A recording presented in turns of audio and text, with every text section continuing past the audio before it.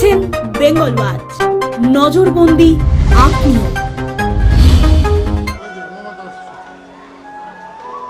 ধর্ম যার যার, উৎসব সবার, এমন সম্প্রীতিমূলক বার্তা দিতে ধর্মের নামে রাজনৈতিক তকমার বিরুদ্ধে রুখে দাঁড়িয়ে এক সংহতি যাত্রার ডাক দেন তৃণমূল কংগ্রেসের supremo Mamata Bandyopadhyay.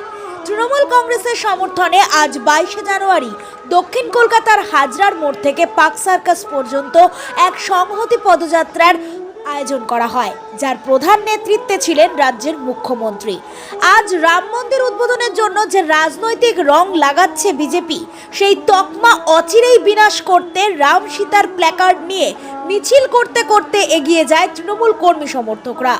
Park circus ময়দানে এসে সংহতি যাত্রার মঞ্চ থেকে দলের সুপ্রিমো মমতা বন্দ্যোপাধ্যায় হুঁশিয়ারি দেন, ধর্ম যারই হোক, উৎসব কিন্তু সবার হয়। আর বিশেষত সংখ্যালঘু ভাই বোনেদের পাশে তৃণমূল কংগ্রেস এভাবেই পাশে থাকবেন।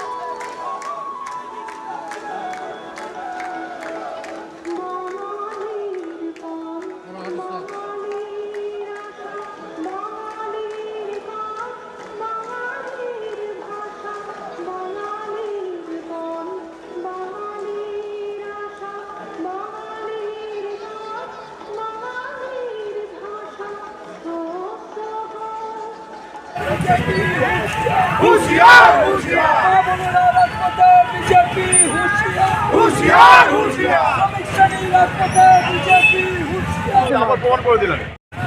জিন্দাবাদ জিন্দাবাদ জিন্দাবাদ জিন্দাবাদ জিন্দাবাদ জিন্দাবাদ ববি থেকে শুরু করে জাভেদ থেকে শুরু করে ইকবাল থেকে শুরু করে বাবুল থেকে শুরু করে দেবাশিস থেকে শুরু করে অভিষেক থেকে শুরু করে যারা আজকের এই প্রোগ্রামে একটা গুরুত্বপূর্ণ ভূমিকা গ্রহণ করেছিলেন, সবার নাম হয়তো আমি করতে গেলে অনেক বেশি সময় চলে যাবে।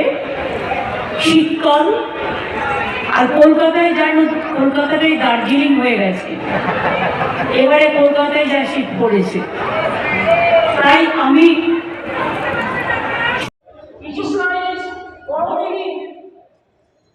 আজ 22শে জানুয়ারি এক মাসে যা রাজনীতির পক্ষে গিয়ে বলছে যে ধর্মের নামে শুরু হয়েছে রাজনীতি, অর্থাৎ এক কথায় কিন্তু বলাই যায় রাম মন্দির প্রতিষ্ঠার জন্য আজকের এই শুভ মাহেন্দ্রক্ষণেও কিন্তু আরেক দিক তুলে ধরছে তৃণমূল কংগ্রেস। অর্থাৎ তৃণমূল কংগ্রেসের তরফে আজ কিন্তু একেবারে হলো যা সংহতি যাত্রা, অর্থাৎ হাজরার মোড় থেকে পার্ক সার্কাস ময়দান পর্যন্ত আজকের এই সংহতি যাত্রা সুসম্পন্ন হলো।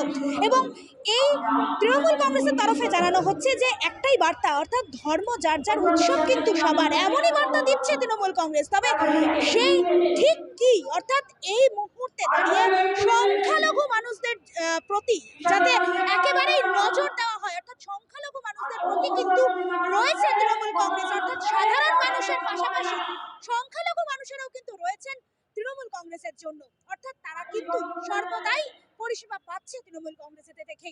কিন্তু তা সত্ত্বেও তৃণমূল কংগ্রেসের বার্তা এমনটাই যে ধর্ম নিয়ে কিন্তু কোনো রকম ভাবেই হানাহানি চলবে না, অর্থাৎ যার যেভাবেই চলুক না কেন, অর্থাৎ যেভাবেই ধর্মের নামে রাজনীতি কিন্তু একেবারেই পরোয়া করবে না তৃণমূল কংগ্রেস। আর সেই জন্যই কিন্তু এই আজকের 22শে জানুয়ারির সংহতি যাত্রা। আর এই সংহতি যাত্রায় কিন্তু পায়ে পা মেলালেন আমাদের স্বয়ং মুখ্যমন্ত্রী মমতা বন্দ্যোপাধ্যায় এবং তার সাথেও সকল কর্মীবৃন্দ একসাথে বলা যায় কিন্তু কর্মীরা একত্রে কিন্তু তৃণমূল কংগ্রেসের জয় জয়কার এবং বিজেপি হটাওয়ের ডাক দিয়ে এমন কিন্তু এক নজির সৃষ্টি করলো আজকের দিনে।